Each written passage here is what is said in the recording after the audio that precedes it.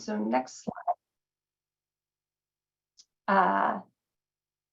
So let's talk about some of the perceptions of formerly incarcerated people and some of the realities. Sorry, for some reason that slide isn't showing for me on the screen, but that's okay. Yeah, apologies. I'm having technical difficulties on my end. We're actually going to shift gears and switch screens. Thank you. Yeah, no problem. And so, I think a lot of our perceptions of formerly incarcerated are actually informed by media and popular culture. There are lots of crime dramas on TV, and often the person who is being sought by the police or the criminal legal system are people who are evil geniuses. They're bad, they're incorrigible. They are people who are irreformable, right? Like that's the conception that we get of people. But in fact, most people who get involved in the criminal legal system, it happens at a young age. It is for a lot of things that when we, talk amongst our friends, we might reminisce about the hijinks that we got into as young people. But the fact is that those hijinks are things that people get arrested and incarcerated for, and particular people who get arrested and incarcerated for those. I think just another perception out there is that recidivism is high. And you see that a lot on research, that reports that huge numbers of people recidivate, that a high percentage of people recidivate. And there have been increasing critiques of that research and how recidivism is counted and the way that it is counted from a numerical basis and not a person-based basis. And in fact, what you see is that most people who are incarcerated will never return to incarceration. There are also a lot of cycles that are faced by people who have convictions that perpetuate some stereotypes. And so there are stereotypes about people who have convictions that they, can't get jobs, that they're always homeless, that they, aren't contributing to society. And in fact, some of that may be true, but that is because of the barriers that people have to getting jobs and to getting housing. And so some of the barriers that exist are really what are driving and perpetuating those stereotypes. And then one thing that I've encountered a lot in talking to people about background checks is it tends to be an increased expectation placed on people who have a conviction. More is required of them than people who don't have a conviction. Despite all of the barriers to getting employment and housing, people are expected to have achieved and obtained these things before someone will give them another housing unit or give them another job. So it really puts people in a catch-22 of not being able to get the basic things in place that are expected of them to have in order to move forward. And so some of the realities of this are that policing and prosecution and the law don't really apply equally to all of us.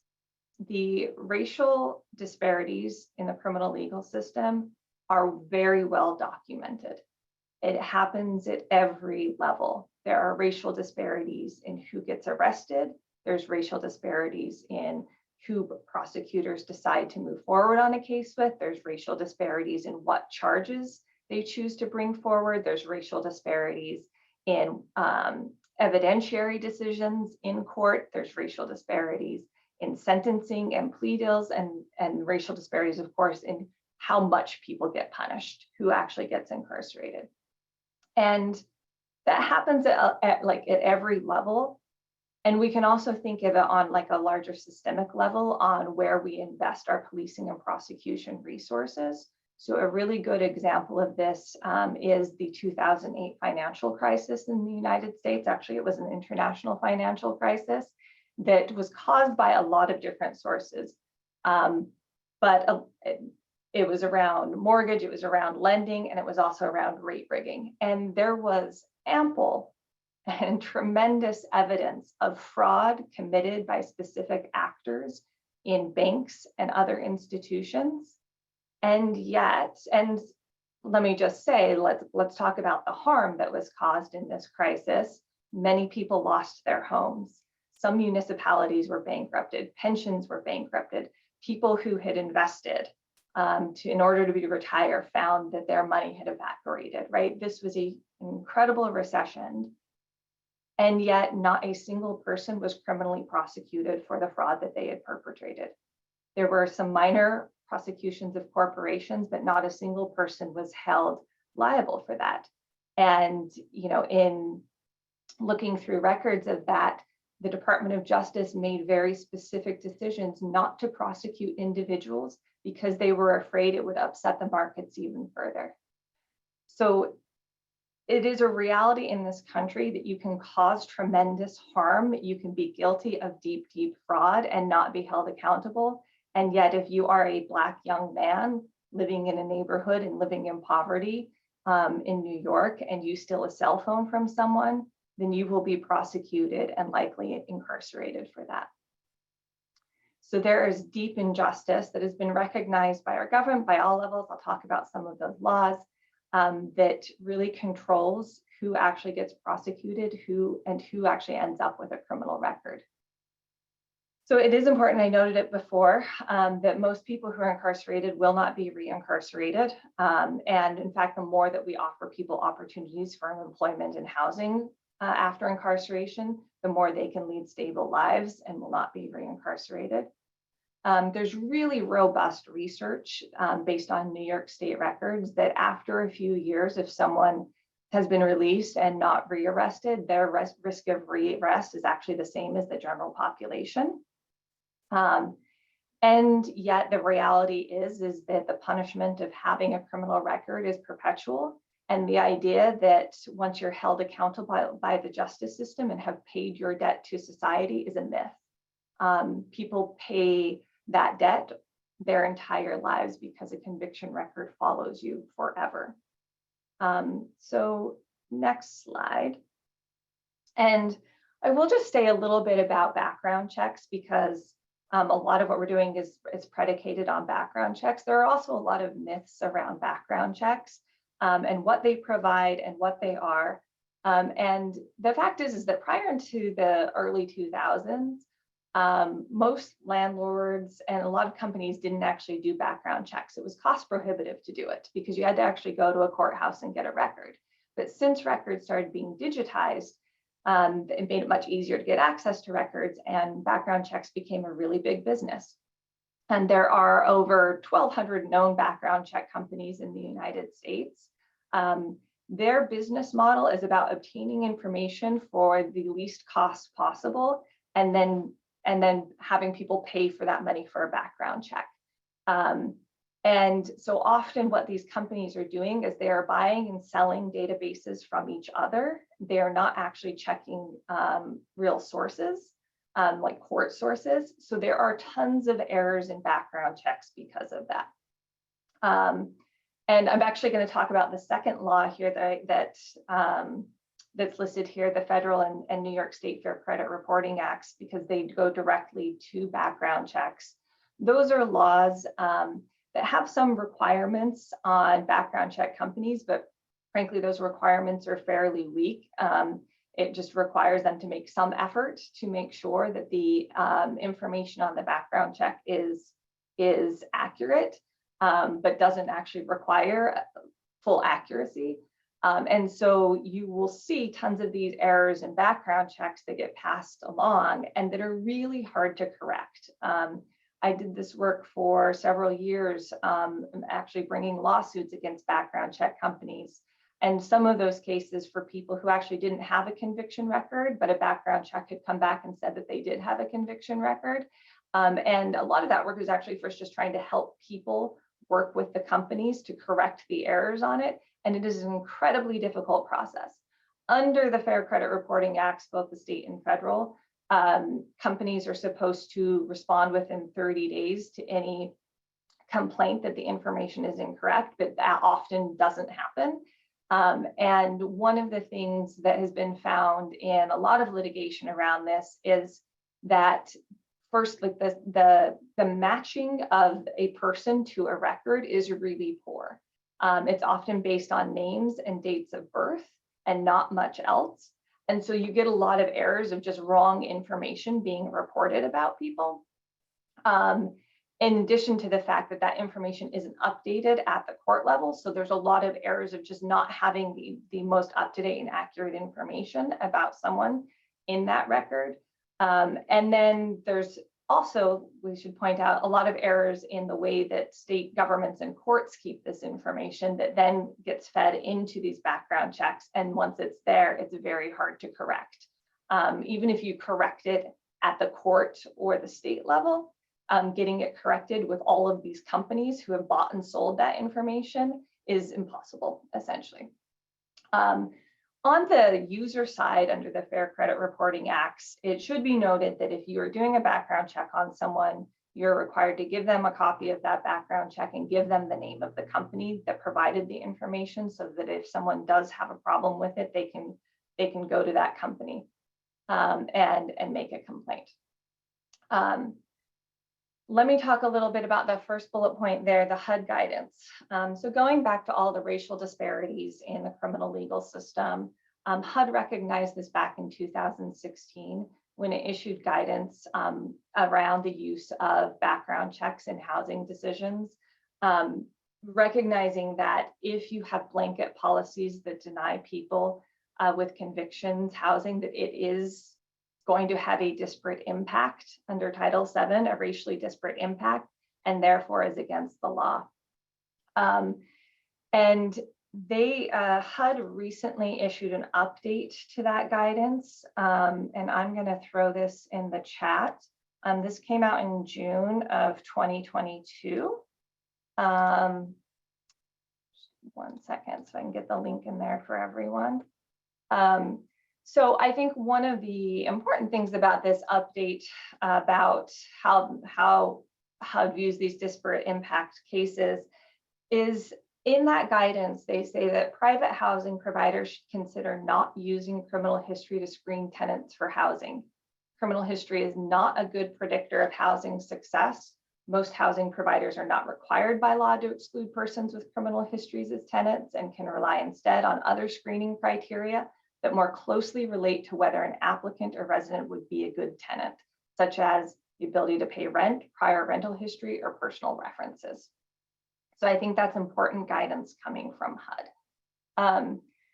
Also under state law, we have our New York State Human Rights Law. So the New York State Human Rights Law says that you cannot deny someone housing for any arrest or court involvement that did not lead to a conviction. So if a case ends in a plea to a non-criminal offense or ends in what's often called an adjournment in contemplation of dismissal, an ACD, or if the case is dismissed, or if there's a youthful offender adjudication, you cannot legally deny someone housing.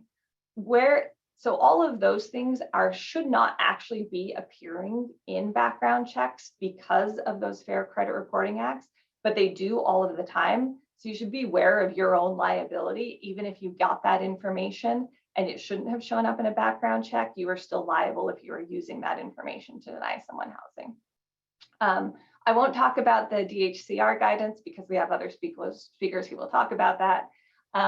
Just to note that under New York State real property law changes in 2019, you can't charge more than $20 for a background check. And if a person provides their own background check that was performed within the past 30 days, then you have to accept that background check and you cannot charge them any extra on that. And then there are also some separate public housing and Section 8 housing regulations that I won't go into. So next slide. So let's talk a little bit about liability. And let me note, I'm not giving legal advice on any of this. I'm trying to go over what are the laws and what does case law say about this. If you are using background checks, I would highly advise you to speak to your general counsel or have a lawyer review your policies to make sure that they are complying with these laws. As you can see, there are a patchwork of laws and various enforcement bodies for all of these laws that do create liability for wrongly using background checks. And so that's why it is important to make sure that your policies are complying with the law. But I do want to say that even though there are all of these laws still leave a lot of wide discretion and liability. And if that discretion is exercised inconsistently by you or your staff or without appropriate consideration of the elements that should be taken into account, you are still open to liability. what we have looked at is like what happens if you don't do a background check. So a review of New York State case law showed that there's never been a case where a landlord has been held liable for the failure to perform a background check. And in fact, you saw that with the HUD guidance quote that I just read. Most housing providers are not required to do a background check. And also it's just a legal principle that landlords are only expected to protect tenants from reasonably foreseeable harm. And so in one case where a landlord knew about a tenant's prior threats of violence, but still rented to that person, the court declined to hold the landlord responsible for any subsequent violent acts that happened because it's not a reasonably foreseeable harm. Landlords are not expected to be able to predict the future. And let's be clear, background checks are not a risk assessment instrument. They don't predict the future. And so no one has ever been held liable for not doing a background check or for renting to someone who had a conviction record. And looking nationwide, courts in other cities have also explicitly held that landlords are not liable for failure to conduct a background check. And they come from really a public policy perspective that the burdens of that duty would be too much for landlords, but also that if we were holding landlords accountable and liable in these situations, then it would create this problem that no one with conviction histories would be able to get housing, and that is also a burden on society. Next slide. So I do want to talk a little bit about some myths about particular convictions. And these are the convictions that come up most in conversations I have with people about background checks for people with conviction histories. I think first people go to sex offense convictions. And it's worth noting that this idea of a sex offense conviction actually covers a wide variety of behavior. I think people go to some of the most serious behavior that is considered a sexually related offense, but it really does cover a very wide variety of behavior. And one of the things I think to note is that people convicted of sex-related offenses have a very low likelihood of committing a new sex-related offense. And that also 95% of sex crimes are committed by people who don't actually have a prior sex crime conviction. So screening and doing a background screening isn't going to actually catch a lot of or prevent future sexually related offending. And I think just another thing to note is that a lot of sexually related offenses, and particularly some of the most serious ones, are usually going to be committed by family members or people who you have a close relationship with.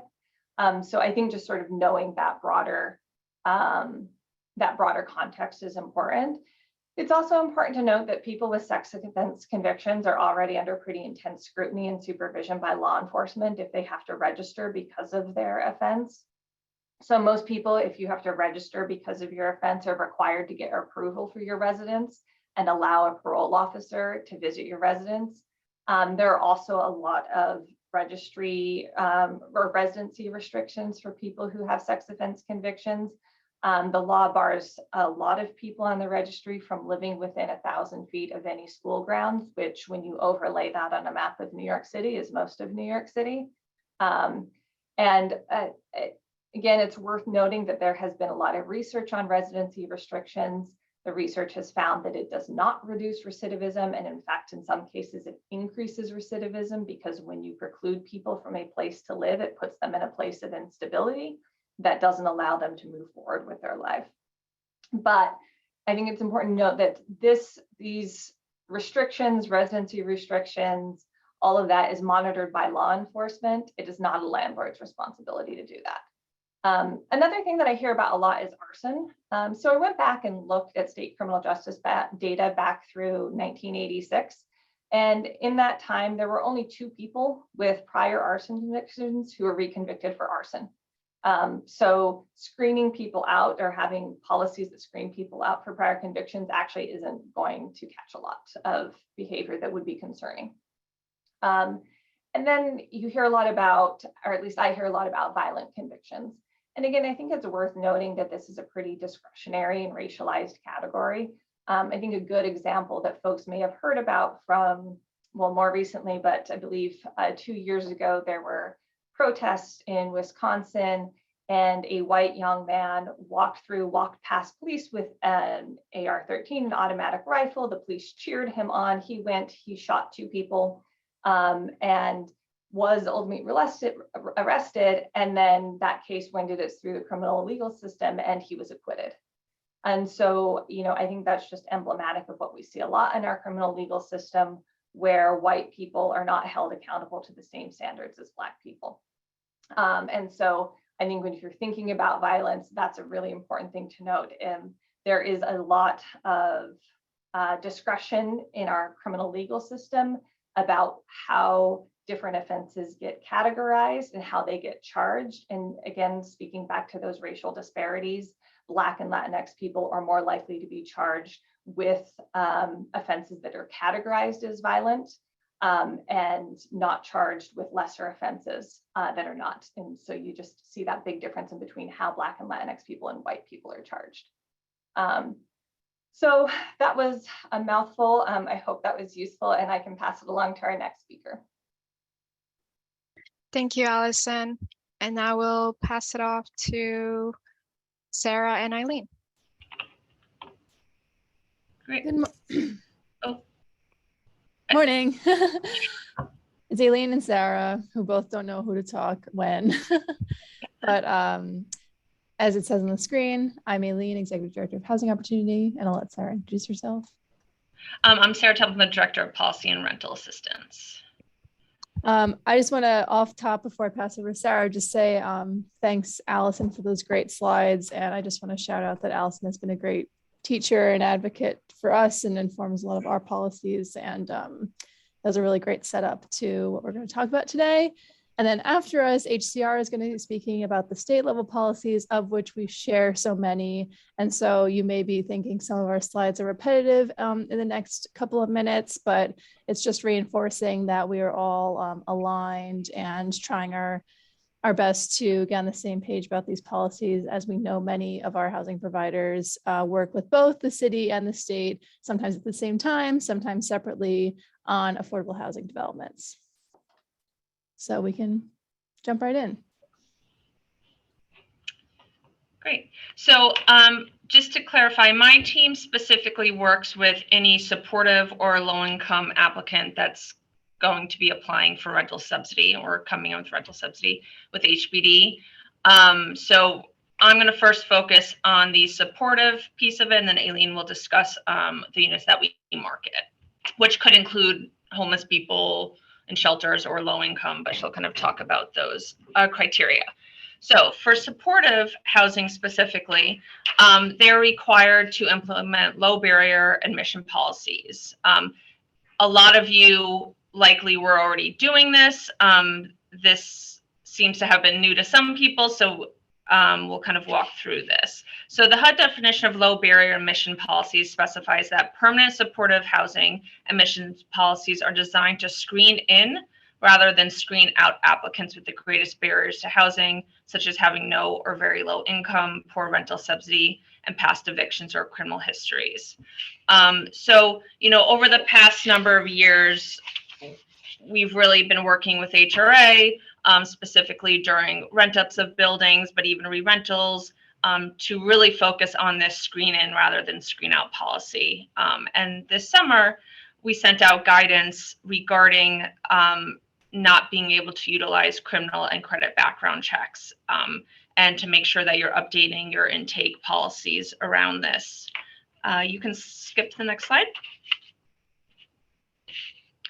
So criminal and credit background checks are out of compliance with the low barrier admission policies. So as I said, supportive housing, you are not allowed to do a credit or criminal background check. You should not be asking about those items as well. If they are just brought up to you by the client, it's not something that you can reject on based on information they provided you. We know that there, are a couple concerns that arise. So I want to kind of talk through some of these. So specifically for project-based vouchers, which are Section 8, that are attached to the building, HUD does have a requirement that you are not eligible if you are registered as a lifetime sex offender.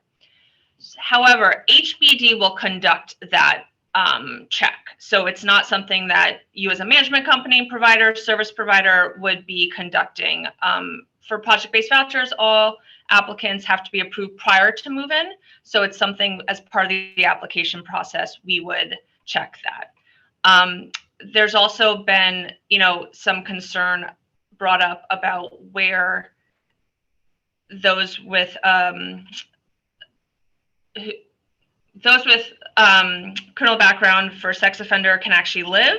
And it was kind of brought up before, as stated previously, that is not your responsibility to determine where they can live or not. We've had people say, well, I want to do a background check to make sure they can live in a building where there are children. So it's the applicant's responsibility to make sure they are in compliance for those who are on parole and indicate where they're going to live and be approved for that. So that is not something that you should be checking as well. And then also something that was brought up was fair housing. Is this compliant with fair housing if we're using different policies for our supportive versus low income applicants, which you'll see when Aileen talks about what can be utilized for those that apply through our lottery, or those units that you have that may not go through the lottery, but they're designated as low income in your buildings. And you're already doing different policies for both of those populations. For example, low income applicants, you cannot ask about their mental health. Supportive, you can, because they have to be eligible based on their mental health or substance use disorder or HIV/AIDS. So there's already many different things that are being done, and it doesn't violate the fair housing policy. So that has come up, and we just want to make that clear, but feel free to reach out if you have any other questions on that. A couple other reminders we want to provide is that for units that have rental subsidy, all applicants can have zero income. We still get providers that reject because they don't have income. That is not a reason for rejection. So we like to remind people of that. Some rental subsidies may have maximum incomes, so that can be a reason for rejection if they're not eligible based on that, but zero income, they can move forward. And then also, it's expected that, once applicants move in, providers will work with the tenants at that point to, establish benefits and connect them to other necessities as needed. So do we want to take questions now, or we just keep going and Aileen can talk about? We can take questions at the end, yeah. At the end. Okay, so Aileen will talk about our marketed units. Thanks, Sarah. You can go on to the next slide, please. So as Sarah stated, in our supportive housing, we do not permit credit or background checks to be run. In our non-supportive housing, while we do permit credit and background checks to be run on prospective tenants, we do have published guidance in our marketing handbook about this that describes the standardization of how these applicants are to be evaluated. And this would be for applicants who are accessing the units through our Housing Connect lotteries or who are direct homeless placements, anyone in our general non-supportive affordable portfolio. So just quickly on our credit check, there are multiple ways in which an applicant can pass a credit check if you choose to run credit checks on your applicants. The first is that if you do run the credit check, there's only two reasons why you can reject them. One would be if the applicant has more than, this is a typo, sorry. Oh, I'm reading the sentence wrong, I apologize. If you run a credit check on someone and they have less than $5,000 in delinquent debt and no bankruptcies within the last 12 months, they pass the background check. Another way of saying that, which was what I was saying before, is that the only reason you can reject someone for credit would be if they have more than $5,000 in delinquent debt or have a bankruptcy within the last 12 months. So those are basically the only two reasons a credit check would disqualify someone, which is super limiting. Alternatively, if someone has a copy of a credit check from the past 30 days, they are permitted to provide that instead of letting you run your own, and you would evaluate it using the same criteria. And that is a permission as per the 2019 Tenant Protection Act. Or the third way in which someone can pass a credit check is if they provide 12 months of complete rental history. And so someone can actually completely opt out of having their credit check run if they have a year's worth of rental history to show you, which would be proxy for passing a credit check. And if someone is homeless, if they have 12 months of rental history from their previous residence prior to their shelter stay, that would suffice as well. So that's on credit. And next we'll talk about the background check. On the next slide, please. So for background check, we do not allow anyone to be rejected for previous justice involvement without receiving a thorough assessment. So anyone who is being evaluated for previous conviction history needs to be evaluated with a holistic approach. That includes reviewing if the conviction is applicable to their eligibility, and HPD actually has a published list of the conviction records that may be reviewed. Anything outside of that list may not be considered for impacting eligibility. We also do not consider any convictions from when an applicant was a minor, so that would be completely removed as well. And then we have a look back period. So if there was a felony conviction that occurred within the past 5 years, or a misdemeanor within the last singular year, those can be considered, but the applicant should be asked to provide evidence of rehabilitation or mitigating factors in order to pass the background check. So in other words, if someone's conviction history is older than 5 years old for a felony, or older than 1 year old for a misdemeanor, that may not be considered. And a lot of that is rooted in what Allison was referencing earlier, that the recidivism rates go down so significantly after time has passed. And even for folks who have a recent conviction, many of them can provide evidence of rehabilitation or mitigating factors that should be considered and allow someone to move into housing anyway. So that can range. We have a variety of options that can be considered that we provide examples of in our policy and to the applicants being considered. So that could be, letters from community members, family members, parole officers indicating, rehabilitation. It could be an official relief of disabilities from the Department of Corrections. It could just be general, employment history or volunteer history or other stabilizing factors that could evidence it as well. So I know that my colleagues at HCR are also going to talk about this too, because they have similar policies. But the overall theme here is that no one should be rejected just because they have a conviction record. And even if they have a conviction record, only a certain subset of those folks will even be asked about those convictions and asked to provide this evidence to really limit the scope of who's being looked into in this way. So these are our efforts in our non-supportive housing to move in a direction of being inclusive. All of this, of course, is optional, meaning that there's no requirement that developers and owners run credit and background checks. We encourage and accept when a owner doesn't want to run a credit or background check at all. That's excellent. But in the cases where they do, we have these standardized criteria to be followed so that all of our applicants are being treated the same. And just to add something of clarity that came in the chat section. So Eileen's talking about homeless, which when she's referencing homeless, it means non-supportive applicants. We have a number of homeless set-aside units where they are people in shelter, but they aren't eligible for supportive housing. So for supportive housing, we do follow housing first. Our homeless, follows the directions that are in the marketing handbook. And it is good to point this out because, I will get providers that reject based on the homeless criteria and the marketing when it is a supportive unit. So that cannot be utilized for the criteria to accept or reject a supportive housing applicant. Thank you, Sarah and Eileen. And now we'll pass it over to Janai and Nadia. And after this, we'll jump into a Q&A.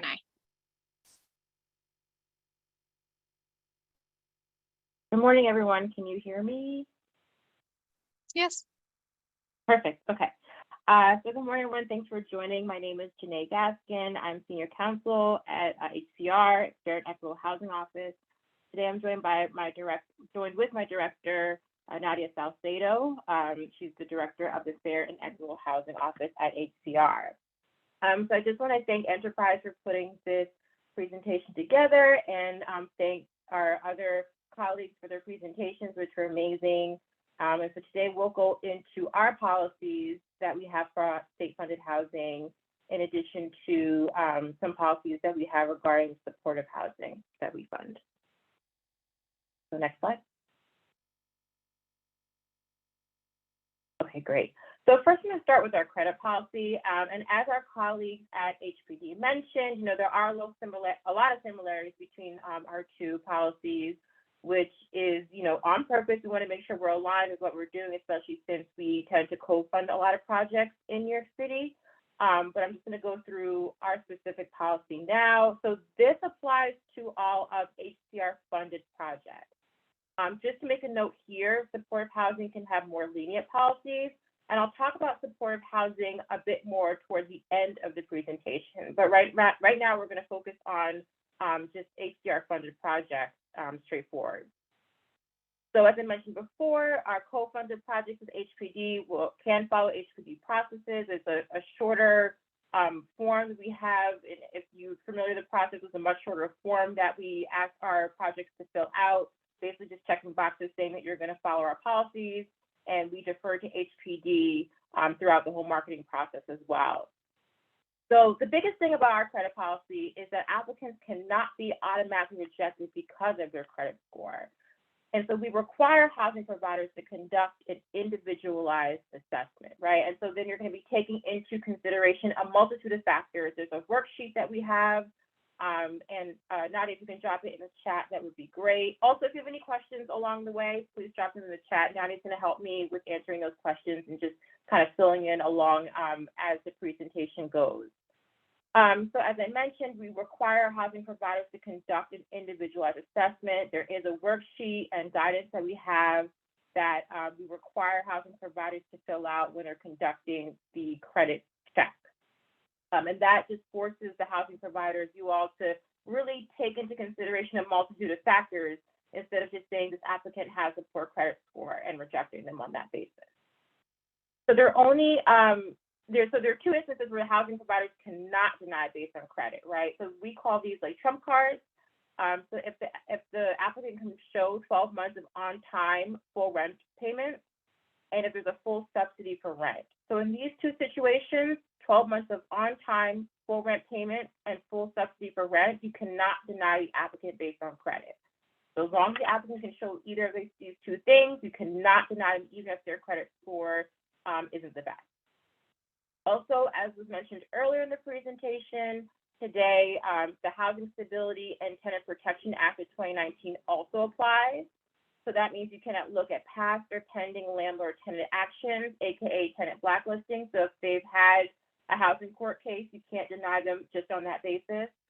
Credit and background check fees are limited, so they're capped. And applicants can provide their own copy of a credit report. So if they provide their own copy of a credit report, it's been generated within the past 30 days, then you would not be running the additional credit report. You would be accepting the report that the applicant has provided. So again, worksheet and guidance are available at the website. I see Nadia just dropped it in the chat, so please click on the link. Everything is on there, the credit policy, the justice involvement policy, which I'm going to get into next, all the guidance, marketing materials, etc. Okay. Next. So continue with the credit policy. Here are the list of information that's prohibited. So make sure that you are not doing any outreach to current or previous landlords, neighbors, or others associated with the applicant's living situation. The exception to this, the only exception to this, is if the applicant themselves provide like a landlord referral as a positive factor when you're looking into mitigating factors that they do have, not a great credit score, or if you're getting information to major lease violations only. And I believe we're in the works of getting a landlord referral form together, but that's soon to come. Nothing is permanent there. Again, it's prohibited home visits or representations of the applicant's living situation, debt to income ratios, you're not allowed to look at that, lack of credit history or rental history. So even if the applicant doesn't have a credit history or doesn't have a rental history, those are not grounds for rejection. And medical debt cannot be held against applicants, so those cannot be considered. We also have a limit on the amount of debt that can be looked at. So once it's above a certain amount, then you can look at that debt. But if it's student or medical debt, you can't look at it at all. Bankruptcies beyond the limited look-back period are also prohibited, and any adverse factors due to domestic violence. So if there's been financial abuse, for instance, if that is the case there, you cannot reject them or look into that. And we require landlords to provide a 14-day business day period for applicants to provide mitigating information. So if the credit check reveals a poor score, the landlord still has to give the applicant 14 business days to provide that mitigating information, right? So that could be, as I mentioned before, a landlord reference that says, this tenant is great, has paid, they can provide that. And there's a whole list of mitigating information that our worksheet lists out, again, available on the website. And even if they are rejected on the basis of credit, they are given an additional 14 business day period to appeal, and they can submit information to support their appeal as well. And just a note, we always say, to fill out the worksheet completely, go to the end. We really want to see the analysis. That's why the worksheet is so good, because it really encourages us housing providers to think of everything as a whole. Next. So now I'm going to turn to our justice involvement assessment policy. So again, this applies to all of our funded projects, HDR funded projects. As I mentioned earlier, supportive housing can have more lenient policies, and I'll talk about that again towards the end. Again, our projects that are co-funded with HPD will follow HPD processes. So the big thing about our justice involvement assessment policy is that HDR funded housing providers can only consider prior criminal convictions, right? So prior arrest, pending arrest, accusations that did not result in a conviction cannot be considered, right? So we're only looking at convictions. We're also only looking at convictions that involve physical danger or violence to persons or property, or that adversely affected the health, safety, and welfare of other people. Okay, so that's another big limiting factor. We also have a look-back period, HPD mentioned theirs, so this is ours, 5 years for a felony. So now that we're in 2022, that means you can only consider felonies that occurred in 2017 onwards, nothing before them. And then 1 year from release of supervision and 1 year for misdemeanors, so that'd be 2021. So anything after 2021 and onwards, nothing before that. Even if an incident or a conviction happened within the look-back period, so let's say there was a felony in 2020, that doesn't mean it can be automatically rejected either. It just means that this triggers the individualized assessment. You still have to complete the worksheet, you still have to look at mitigating factors. So it doesn't even mean an automatic rejection, it just means you can actually consider it.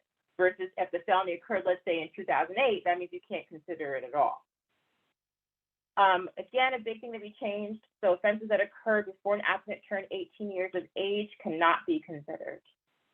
And we do not permit rejections where the applicant has a certificate of relief from disabilities or good conduct in relation to the specific offense that is permanent and covers housing. Now, if the certificate of relief from disabilities is temporary or does not cover housing, that can actually be used as a mitigating factor, right? So even if it's not permanent and it doesn't cover housing, that doesn't mean that, you can still reject. It just means that if it's temporary and doesn't apply to housing, it can actually be used as a mitigating factor. That's something we recently changed with our policy as well. Next. So if the background check reveals convictions that can be considered under our policy, as I mentioned, the housing provider has to perform an individualized assessment And that will be completing that worksheet, the same link that Nadia dropped in the chat. And that will require, again, not only just looking at the conviction, but also considering all those mitigating factors and arriving to an informed decision. Automatic rejections are only permitted in 2 instances. So if the applicant is a lifetime registrant on the sex offender registry, or if they were convicted of manufacturing meth in their home, and those are tied to more federal regulations. So those are the only 2 automatic bars we have right now. So during the individualized assessment, as I mentioned earlier, the housing provider has to consider the following information. So how much time has passed since the conviction, the age of the time of conviction. But again, remember, if the applicant was under 18, you're not looking at that conviction at all, right? Because it's only convictions that occurred when the applicant was 18 or older.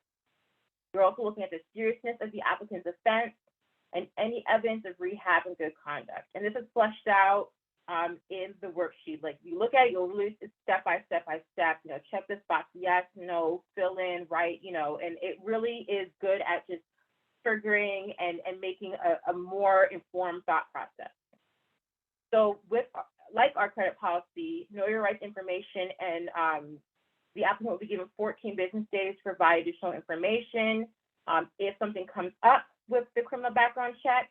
But again, at the back end, if they are rejected based on their history of justice involvement, the applicant must be again given know your rights material and provided 14 business days to submit the appeal, and provide whatever information they want to as well.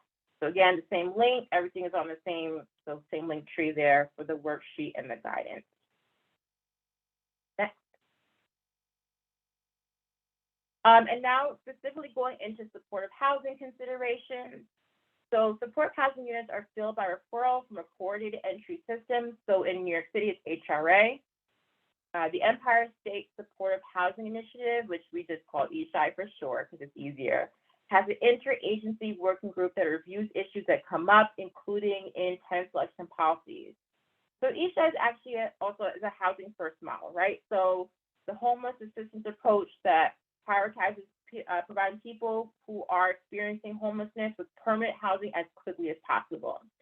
So this requires low barrier admission policies that promote rapid transition from homelessness to housing. So for our agencies that are going to provide support services to the projects that we're funding, we require them to fill out a housing services agreement, and it needs to be approved by HCR. So there's a link there that has a model HSA, which we call for short for Housing Services Agreement. And that just kind of memorializes what the supportive service agency will be providing and the referral system as well. And just to make clear, so supportive units in our project, those are actually not marketed in the typical way, right? Those are only filled by referral. So that housing services agreement kind of memorializes all of that, and we approve that, and that becomes part of the marketing kit for, normally it's like, you know, we have some that are supportive and some that are HCR funded, but the supportive units are not marketed, they're just filled by referral.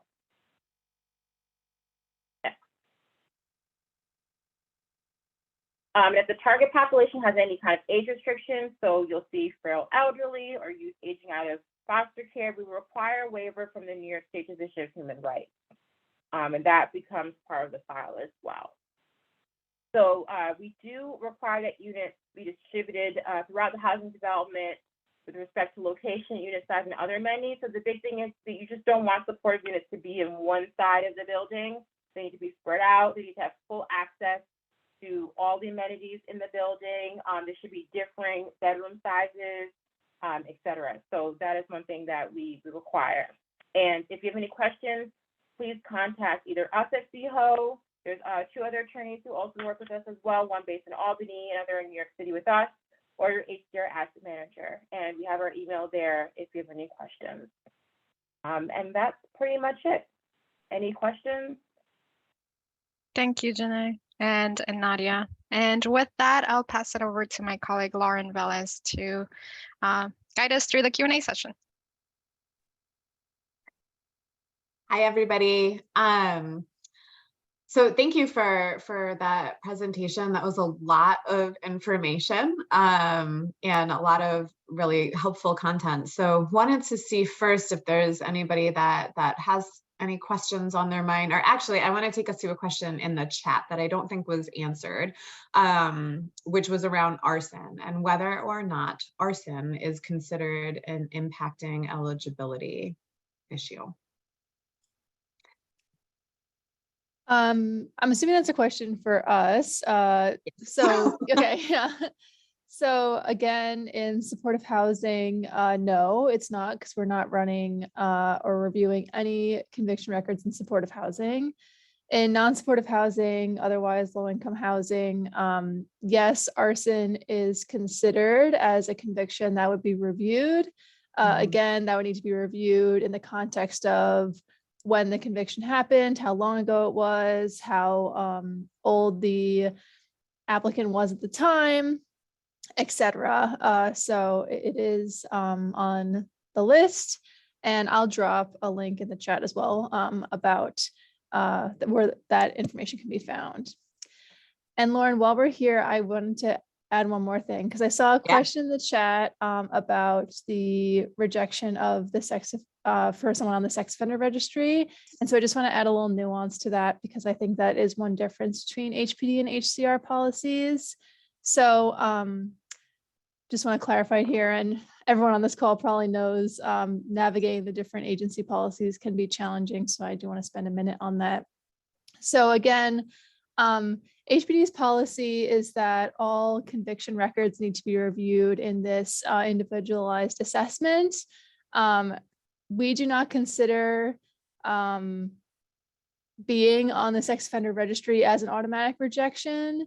As Sarah mentioned, it is the Public Housing Authority's responsibility for folks who are receiving a federal subsidy to do that check, because it is a federal requirement that if a unit is receiving federal monies, so like a Section 8 voucher, then being on the sex offender registry can be a reason for rejection. However, it is HPD's responsibility to do that check, not the landlord. So from HPD's perspective, the existence of someone on a sex offender registry is not in itself a reason for rejection. That's a little different of a nuance from HCR, because HCR does consider it in their background check. So just more important to make sure you're up to date on all of our policies and using all of our documentation when reviewing applicants for your different types of units. And just to add one more item to make it even more confusing.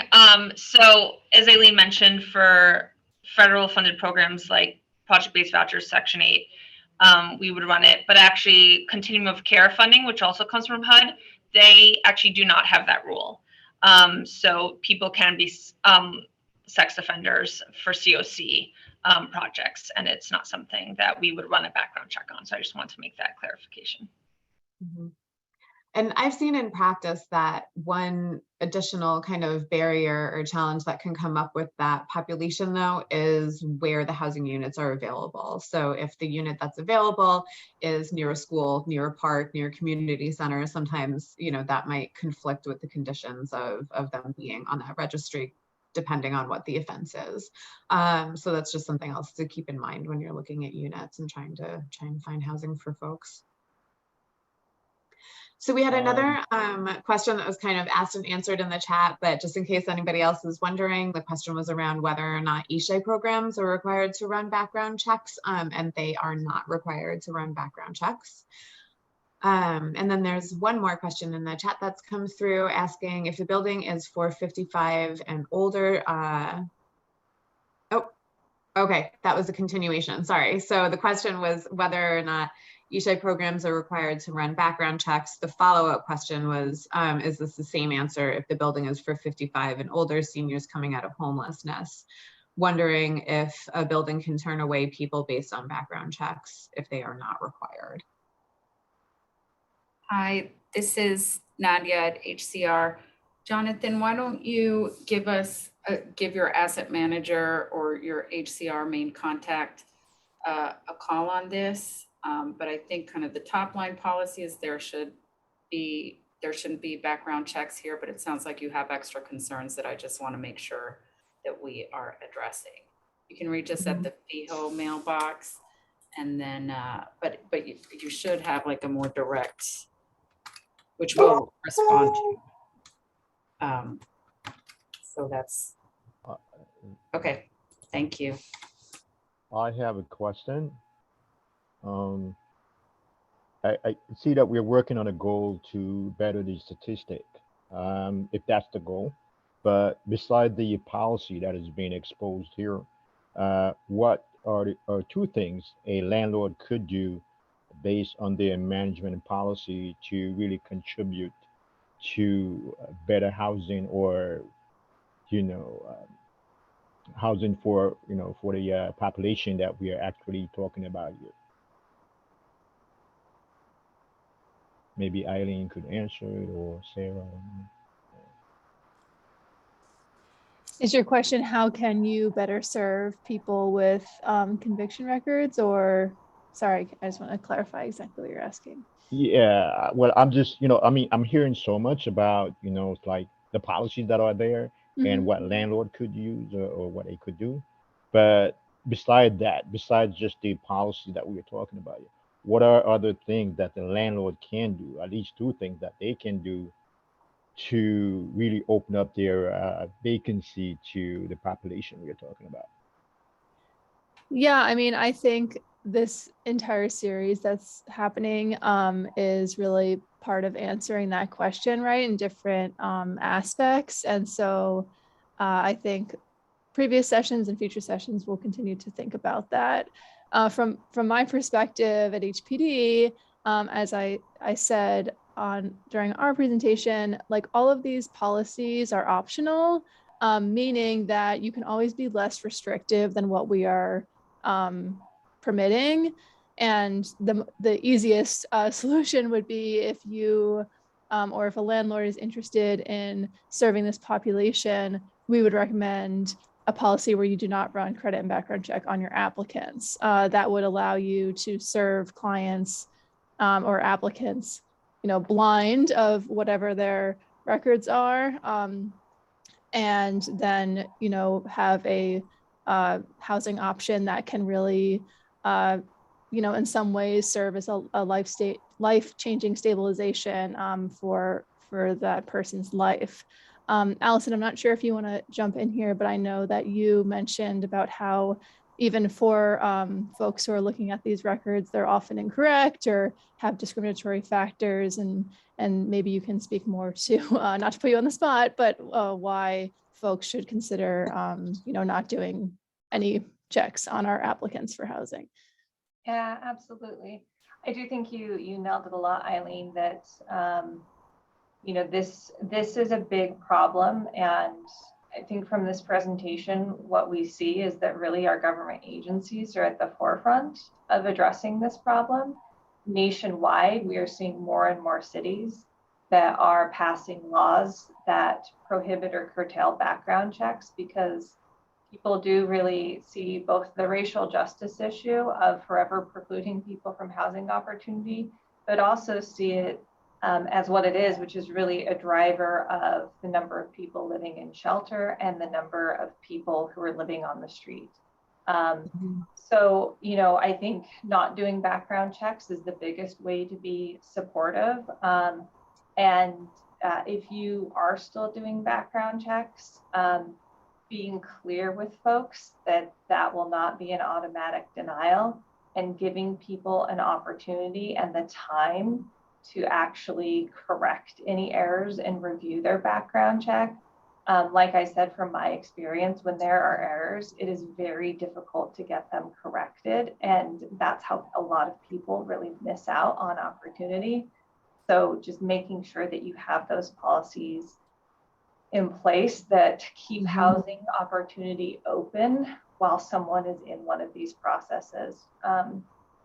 So I think those are some things. If people, I will say there is advocacy in New York going on to further limit background checks, and particularly expanding that to the private market as well. And if people, organizations are interested in learning about that more and getting involved and being at the forefront of really making sure that our housing system is just and that we are addressing some of the racial disparities in housing opportunity that flow from having a conviction record. I really encourage people to reach out to me, and I'll put my email in the chat right now, because we are doing a lot of live advocacy around this. Mhm. I think too, Allison, you said something earlier in the discussion that I wanted to raise up, which is just that criminal history and even housing history is not really a predictor or indicator of future housing success.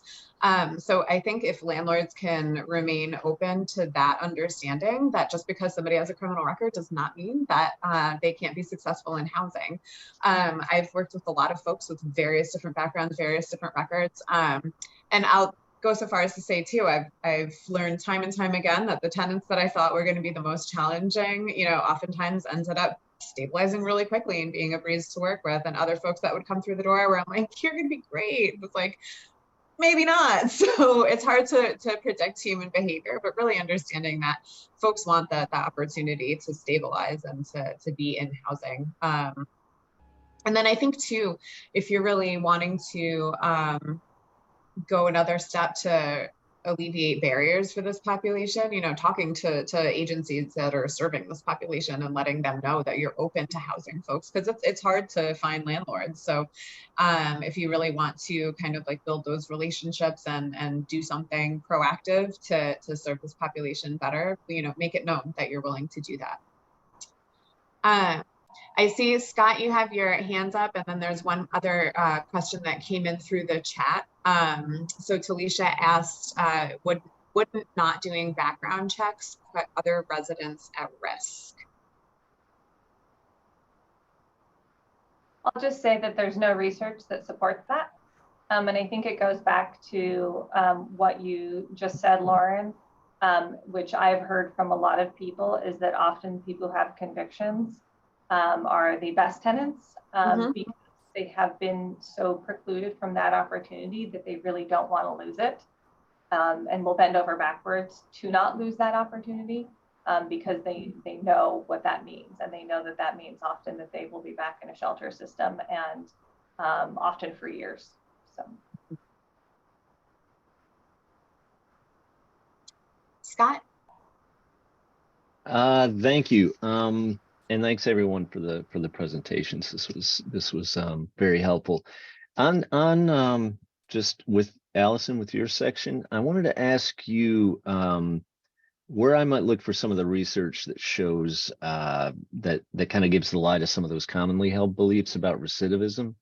Particularly, I think you mentioned there's a threshold past which somebody who's been incarcerated is no more likely to be arrested or convicted than general population. Could you point me in the direction of that sort of thing?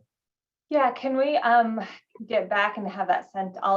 There's definitely stuff on this. I don't have it pulled up right now, but we could pass some of that around to the participants after, if that's possible. Great, thank you.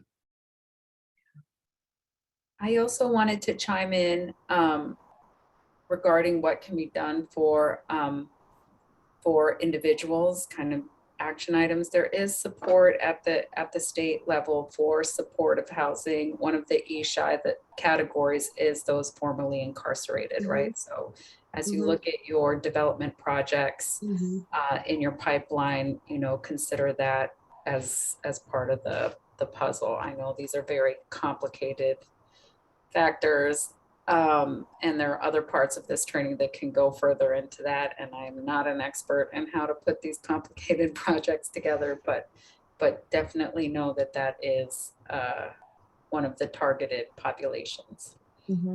Yeah, thanks for that, Nadia. And you know, at you know, CSH and Enterprises as well, we are experts in the development field, so we would be happy to chat with folks further if you're interested in development. Okay, so I want to give one more moment if there are any other questions that folks have. I see. I just want to add to that that HCR. I really see like HCR. You know, I come across HPD. You know, like their involvement But when it comes to HCR, I don't know if they function more on a state level as opposed to a city level. Why we're not seeing so much intervention in terms of housing choice vouchers or housing, from HCR. So I just want to know, like, you know, how in this what's going on now that we are trying to reduce the statistic on, housing for, the affected population. How, what is HCR, like involvement in this in a brief way? What are they doing to impact this number? I mean, since, if they're mostly state, more state projection as opposed to city, because most of the issues are surrounding the cities, and we, the landlord, we are located in the city. So that's the reason why. Yeah. I can start, and then Nadia, if you want to jump in. So as you mentioned, HCR is state level. So a lot of our focus is the state. HPD does, the great majority of the city. And NYCHA is also a big, they do more of the project-based sectioning, but HPD is does most of the vouchers in New York City. We have like a very small number of vouchers in New York City. So that is why, you'll see us more of a state presence than a city presence. But as I said, for the state, in terms of the state-funded housing, we have those policies that we mentioned today. We're always open to hearing what needs to be done. But, again, our focus really is the state in terms of, especially with those vouchers. We just don't have as many vouchers in the city. HPD does majority of those. I'll follow up that, you see HPD a lot because kind of behind the scenes, we have an agreement that HPD kind of provides the policy on criminal system involvement screening. But that's something that we have worked together behind the scenes, and that before we had a policy, the state was kind of the first out of the bat in making kind of a very progressive justice involvement screening policy that then has been replicated not only in the city, but in other parts of the country. And we're happy to see it happening in the city. And because of that, we've basically handed over the reins to Aileen and her shop so that the housing providers, you guys don't have to go under be under two different policies. Okay, well, this one says that and this one says that, and there's a little tweak that's different here and there. We just kind of got together and defer over to them to make it easier on you guys. But we are kind of lockstep in pushing forward on this stuff, both on a state level and on a national level as well. And I'll just add, we do have a lot of ESHAR units funded through the rental subsidy and social services in our HPD buildings in the city. So a lot of our buildings have those populations where they would follow the supportive housing requirements. Yeah, thanks. That was a great question and great answers. I also want to take a moment to just direct everybody to the chat. There's a lot of helpful links that have been dropped in there as the conversation has gone. So if you've asked a question or had a question, you might find some of what you're looking for in some of the links that were added there. And then I would just love to ask the panel here, we talked a lot about, both barriers for this population when it comes to housing, policies that have been maybe changed or shifted to help alleviate some of those barriers. What other, opportunities exist for landlords or service agencies or just, other advocate stakeholders to really keep pushing the needle or pushing the envelope around housing for this population? I want to just re-up what Allison brought up about the fair chance bill that's floating right now, and Camilla did drop that in the chat.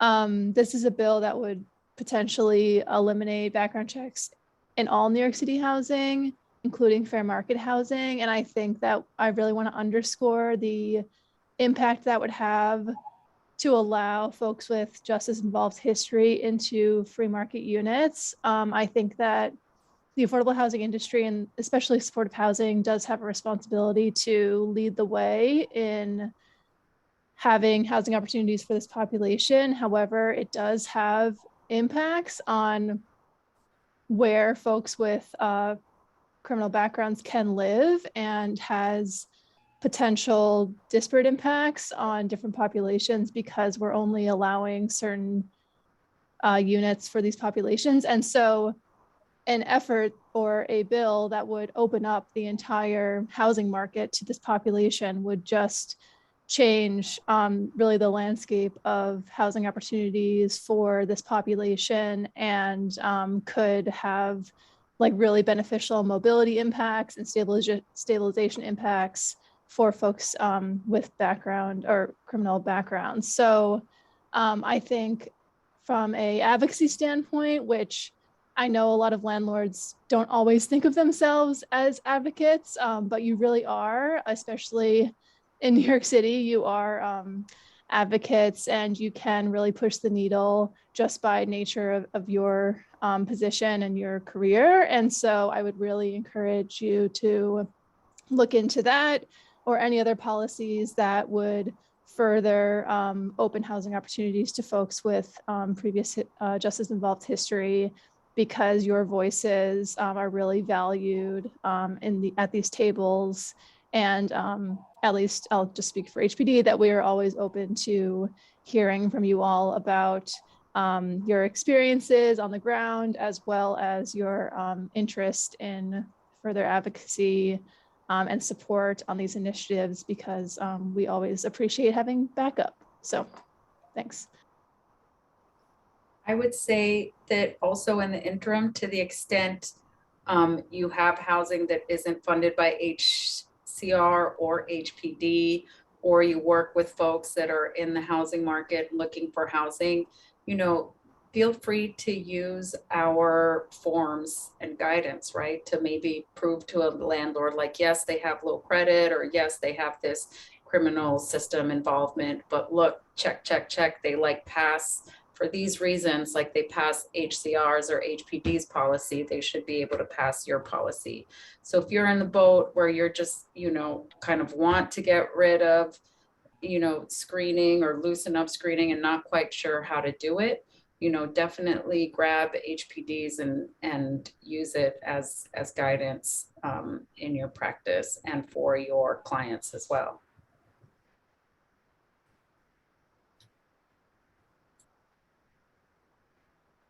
Janae, Allison, Sarah, anything to add there?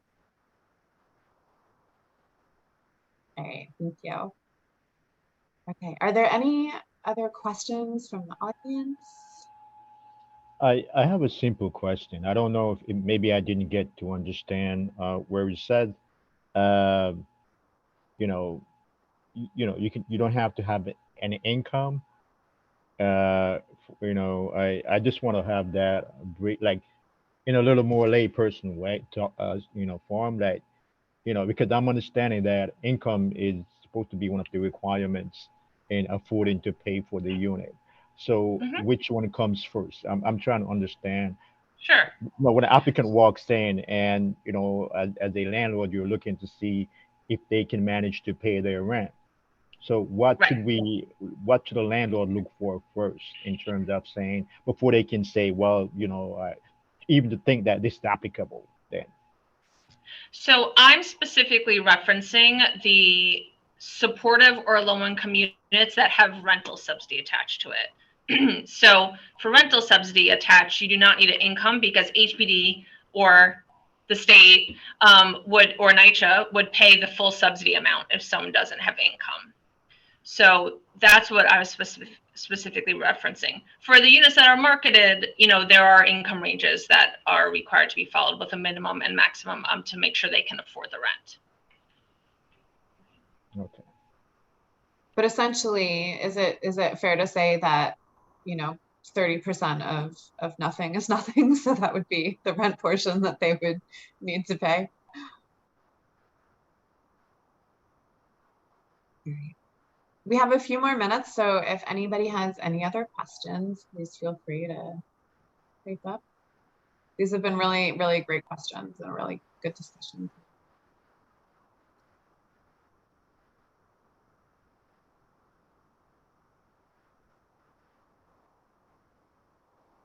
And in the meantime, I'm just gonna do a really cool, quick call out for our next session. It will be happening December the 13th.